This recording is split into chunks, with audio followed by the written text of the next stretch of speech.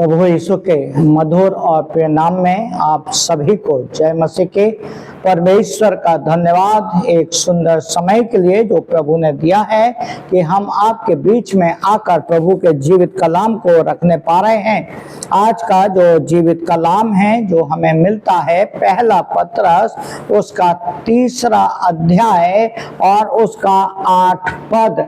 पहला पत्रस उसका 3 अध्याय और उसका 8 पद यहाँ इस प्रकार से लिखा हुआ है, अतः सबके सब एक मन और कृपामय और भाईचारे की प्रीति रखने वाले और करुणामय और नम्र बनो।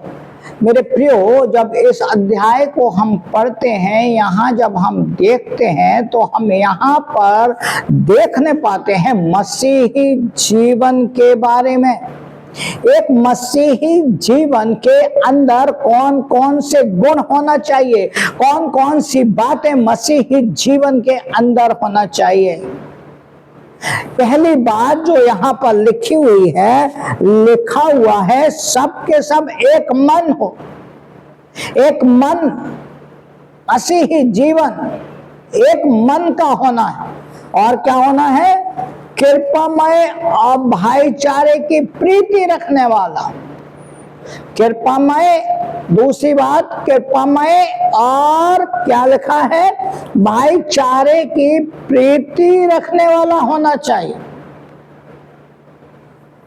तीसरी बात, उसके अंदर एक मसीही जीवन के अंदर कैसा गुण होना चाहिए? करुणामय, दया का गुण होना चाहिए। और चौथी बात, वो जो कह रहा है नम्र होना चाहिए। एक मसीही जीवन के अंदर एक 4 बातें जो वो कह रहा है, पहला पत्रस उसका 3 अध्याय और 8 पद, वो मसीही जीवन में एक पूरा होना चाहिए। इसीलिए परमेश्वर का वचन इस बात को कहता है।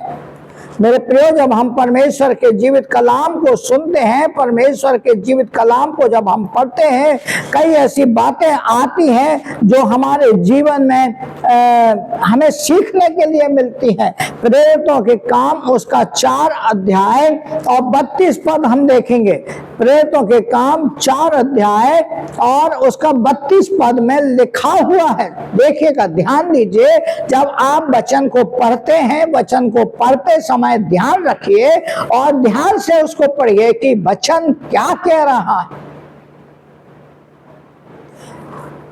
प्रेरितों के काम 4 का 32 यहाँ इस प्रकार लिखा हुआ है, विश्वास करने वालों की मंडली एक चित्त और एक मन की थी, यहाँ तक कि कोई भी अपनी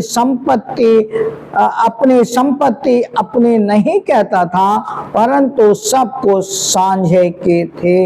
एक विश्वास वाली मंडली, जो एक विश्वास वाली मंडली है, एक विश्वासियों की मंडली के अंदर कौन कौन सी बातें होना चाहिए, वो चीज को यहाँ बता रहा है कि एक मसीही जीवन में, जब हम मसीही जीवन में आगे बढ़ रहे हैं, मसीही जीवन में आगे बढ़ते समय हमें मसीही कलीसिया में चलना है। और जब मसीही कलीसिया में जब हम चल रहे हैं, तो मसीही कलीसिया में चलते समय हमें इन बातों का ध्यान करना चाहिए। क्या करना चाहिए? विश्वास करने वाली मंडली के अंदर क्या होना चाहिए? एक चित्त होना चाहिए और एक मन होना चाहिए। और क्या होना चाहिए? सब अपनी संपत्ति अपनी अपनी ना कहें, बल्कि सब एक है, एक है। और क्या लिखा है? अपनी नहीं कहता था, परंतु सब कुछ क्या करता था? सांझे की कहता था। जो है एक मसीही जीवन का आदर्श, जो एक मसीही जीवन में होना बहुत जरूरी है। आज हम मसीही जीवन में किन बातों को देख रहे हैं, हमें इस बातों को समझना है। मेरे प्रियो, आप जहां रहते हैं, आपका जीवन क्या उस प्रकार का है, जिस प्रकार से आप काम करते हैं, वहां पर जहां आप काम करते हैं, वहां आपका जीवन क्या वैसा है। आपके परिवार में आप एक आदर्श हैं, इन सब चीजों को देखना और समझना जरूरी होता है। मेरे प्रियो, मैं आपको फिर बोलूँगा, जो पहला पतरस 3:8 में लिखा है, उस बात को हम हल्के में ना लें। मेरे प्रियो, जितने भी लोग आज यहाँ पर बैठे हुए सुन रहे हैं और जितने भी लोग ऑनलाइन देख रहे हैं, हर एक के लिए मैं बोलना चाहूँगा, पहला पतरस 3:8 के अंदर जो लिखा हुआ है वो बातें हमारे जीवन में होना बहुत जरूरी है। क्या होना है? एक मन होना है, कृपामय और भाईचारे की प्रीति रखना है, करुणामय होना है और नम्र बनना है। जब आपके अंदर ये चीजें हो जाएंगी तब क्या होगा? प्रभु आपको आगे बढ़ाएगा, प्रभु आपके परिवार को आगे बढ़ाएगा, प्रभु आपकी मंडली को आगे बढ़ाएगा, प्रभु आपके कार्य को आशीषित करेगा।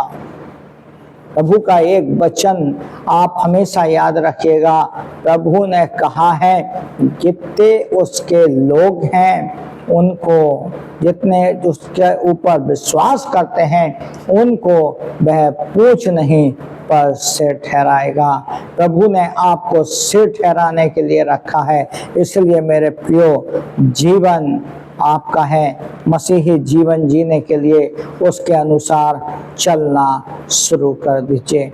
आइए हम प्रार्थना करें। प्रभु आप सबको बहुत आशीष दे। प्रभु का अनुग्रह, प्रभु के आशीष आपके परिवार के ऊपर बनी रहने पाए। जितने भी लोग यहाँ पर उपस्थित हैं उनके ऊपर, जितने भी लोग ऑनलाइन जुड़ रहे हैं उनके ऊपर, सबके ऊपर प्रभु अपनी बरकत, अपनी आशीष को उंडेल दे। आइए हम प्रार्थना करें। ओ हालेलुया। प्रभु धन्यवाद हो, धन्यवाद हो, धन्यवाद हो मेरे राजा। धन्यवाद देते हैं पिता परमेश्वर, राजाओं के राजा, आपके नाम की महिमा करते हैं, तारीफ करते हैं। प्रभु जितने भी लोग उपस्थित हुए हैं पिता, उन सब के लिए हम आपका धन्यवाद देते हैं। जितने भी लोग ऑनलाइन सुन रहे हैं उनके लिए धन्यवाद देते हैं। प्रभु ये वचन प्रभु हर एक के जीवन के लिए एक आशीष का कारण होने पाए। मेरे प्रभु जी, अगर कोई दुख में है, तकलीफ में है, बीमारी में है, परेशानी में है, समस्याओं में है, यीशु नासरी के नाम से उनकी तकलीफें दूर होने पाए पिता। ऐसा कोई परिवार है जिनके परिवार में भी आपस में प्रभु कुछ अनबन चल रही है पिता, हम प्रार्थना करते हैं ऐसे परिवार आपके नाम से जुड़ने पाए। मेरे प्रभु जी, ऐसे परिवार आपके नाम से जुड़ने पाए पिता परमेश्वर, हमारी आपसे प्रार्थना है प्रभु जी। अगर कोई किसी परिवार को भड़का रहा है प्रभु, उनके जीवन में आप काम करें। अरे दुष्ट की शक्तियां प्रभु यीशु मसीह के नाम से टूट जाएं और नरक कुंड में जाकर गिर जाएं। ओ प्रभु, आपने वचन को ग्रहण किया, हम धन्यवाद देते हैं। आपने प्रार्थना को सुना, हम धन्यवाद देते हैं। प्रभु अगर सच में कोई तकलीफ में है प्रभु जी, आप अपना हाथ बढ़ाकर उन्हें छुएं और चंगाई दे पिता। इस वचन के द्वारा आप हर एक को आशीषित करें। प्रार्थना आपके पुत्र प्रभु यीशु मसीह के नाम से मांगते हैं, सुने और ग्रहण करें। आमीन, आमीन, आमीन। परमेश्वर की शांति, प्रभु यीशु मसीह का अनुग्रह और पवित्र आत्मा की सहभागिता आपके ऊपर, आपके परिवार के ऊपर और जितने ऑनलाइन सुन रहे हैं उनके और उनके परिवार के ऊपर, आपसे लेकर प्रभु यीशु के द्वितीय आगमन तक बनी रहे। आमीन, आमीन, आमीन। आप सभी को जय मसीह के। अगर आपके पास कोई भी प्रार्थना निवेदन है आप हमें भेज सकते हैं, आप हमें भेजें। ऑनलाइन अगर कोई सुन रहा है, ऑनलाइन भी अगर आपके पास कोई भी प्रार्थना निवेदन है आप हमें भेज सकते हैं। हम लोग आपके लिए जरूर प्रार्थना करेंगे। जैसी भी तकलीफ है, समस्या है, परेशानी है, प्रभु आपकी तकलीफों को जरूर दूर करेगा। प्रभु का अनुग्रह, प्रभु की आशीष आपके परिवार के ऊपर बनी रहने पाए। आप सभी को जय मसीह के। प्रभु का हाथ आपके ऊपर बना रहे। आमीन, आमीन।